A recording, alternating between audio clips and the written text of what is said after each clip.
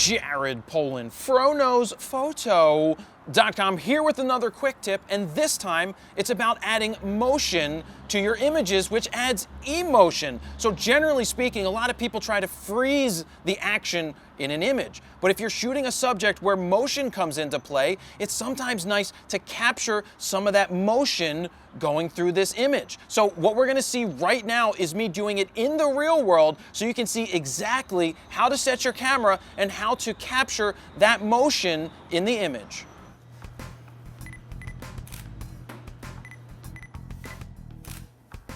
I want to try and get that again.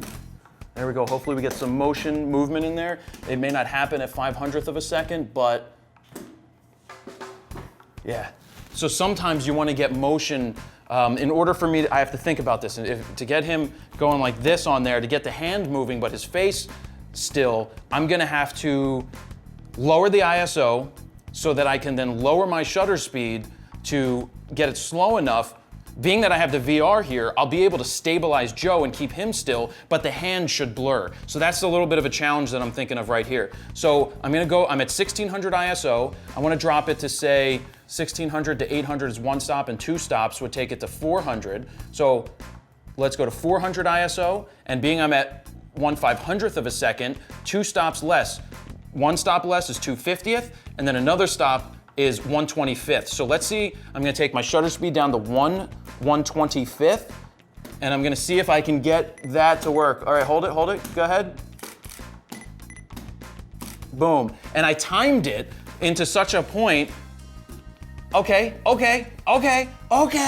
that worked. It worked. Joe is frozen, and you got the hand coming down a little bit. Now, this is gonna take a little bit of work to get better, but the thinking behind it was right. So as a quick tip, if you want to try to get some motion into the shot, you got to slow your shutter speed down, which means you have to drop your ISO, which means then it's also a good idea to put VR on if you have that capability. So Joe would be frozen, and as the hand is coming down on top of the dough ball, the hand will blur a little bit. It did at 1/125th of a second. It would go even further if we dropped it even lower. But keep in mind, if you want to get something a little more blurry, some motion to add some emotion to the image, just drop your ISO. So if you drop it from 1600 to 400, know that that's two stops. And then if you want the same exact exposure that's been working the whole time, you need to just drop your shutter speed two stops, and then everything else is going to be exactly the same.